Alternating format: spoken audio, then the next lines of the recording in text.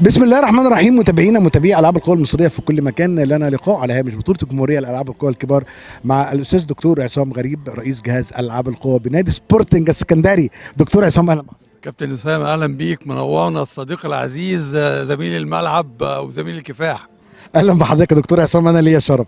دكتور عصام، نادي سبورتنج العاب القوى في نادي سبورتنج العريق النادي السكندري المحترم، ومراحل العمريه في جميع البطولات والارقام القياسيه والنتائج المبهره. كلمنا عن الحدوته داخل العاب القوى بنادي سبورت.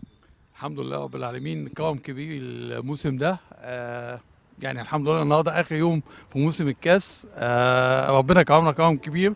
تقريبا احنا موجودين في كل المراحل السنيه ما بين المركز الثاني والثالث، وان شاء الله نختتم النهارده الدرجه الاولى بالمركز الثاني ان شاء الله. دي هتبقى مفاجاه كبيره يعني ان شاء الله باذن الله.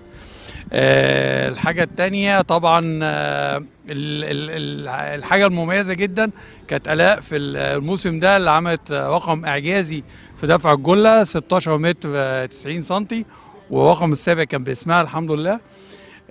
والاجمل بقى دي كانت يعني يمكن كتير ما يعرفهاش، انها في ماتش القوس 18 سنه عملت 45 بالكيلو، والدرجه الاولى بنات بالكيلو عملوا 44. بس للاسف هي ملاش انها تلعب زي ما حضرتك عارف المرحله دي لانها تحت 16 سنه بالظبط كده ان شاء الله باذن الله. فدي الحاجه الثانيه والاهم من كده ان شاء الله باذن الله مجموعه اللاعبين المتميزين حوالي 7 اللي انضموا للمنتخب ال 16 سنه، وان شاء الله يبقى زيهم في منتخب ال 18 سنه ان شاء الله باذن الله الايام اللي جايه ان شاء الله. الف مبروك يا دكتور عصام. دكتور عصام، تقول ايه لاولادك رقم واحد داخل منظومه العاب القوى، وتقول ايه لحضرتك للجهاز الفني والاداري اللي مع حضرتك في نادي سبورت؟ طبعا عايز اشكر الجهاز ان كل ده مش عايز اقول لحضرتك انا دراعاتي وايديا ورجليا كلها هم مجموعه المديرين الفنيين المتميزين الموجودين، دكتور احمد عبد الباقي، دكتور مؤمن، دكتور عادل، دكتور اشرف، كابتن تامر، كابتن اسلام، مجموعه متميزه بالمساعدين بتوعهم. بس مش عايز اقول عشان هم كتير، بس الحمد لله يعني عاملين مجهود غير طبيعي. شكري طبعا ليهم، انا اخر واحد يعني بعمل مجهود، هم بيعملوا مجهود ادي 10 مرات.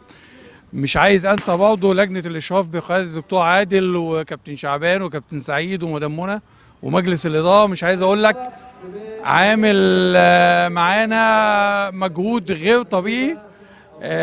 الحمد لله كان امبارح بيقام المجلس على الدوره الجديده وعلى اللي الاول مره يتم موسم الكاس انه يتم في اسكندريه، ان يتلعب بالكامل في اسكندريه. دي الاول مره يمكن في تاريخ اسكندريه ان يتعمل كده.